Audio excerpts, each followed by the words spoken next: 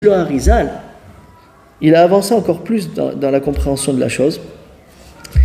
Il dit que quand le Zera il sort du Ben Adam, alors les forces du mal, ils prennent le Zera du Ben Adam, ils prennent la semence interdite que l'homme il a sorti, que le juif il a sorti, elle le prend, elle le fait grandir.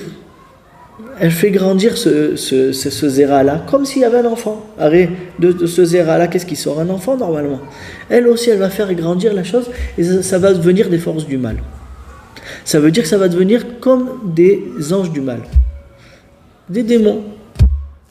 C'est mamash le mot, comme ça il y a marqué la mazikim ou mashritim. C'est mamash des démons. Ça va venir des démons qui vont faire du mal dans tout le monde entier. Et pas seulement, il dit, ça va faire du mal à tout le monde entier, ça va faire de la ashrata, mais pas seulement ça, mais sur toi encore plus que tout le monde. Comme ça, c'était ton zéra, toi qui t'appartient, et ben ces enfants kaviachol, des petits démons que tu as, à cause de toi, tu as créés, ils vont se retourner sur toi-même. Et dans ce olamazé, ils vont te faire du mal. Toi, tu ne vas pas les voir parce qu'on est dans ce monde, dans le esterpanim. Mais des fois, le Ben Adam, les malheurs qu'il a, les problèmes qu'il a, la majorité des fois, ça vient de ce problème-là. On a besoin de dire allez, va-t'en là. Pourquoi? Parce que il y a des mashritim, il a fait des mashritim.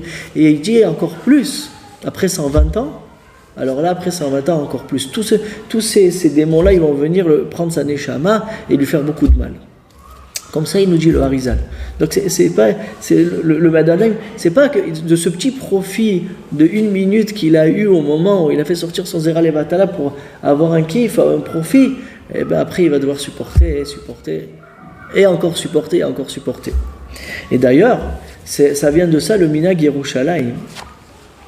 Il y a Minag Yerushalayim que quand le père de famille il meurt, il est niftar, alors il y a Minag Yerushalayim que les enfants ils accompagnent pas le père jusqu'au kever, jusqu'à l'enterrement, jusqu'au trou où on le met à l'intérieur.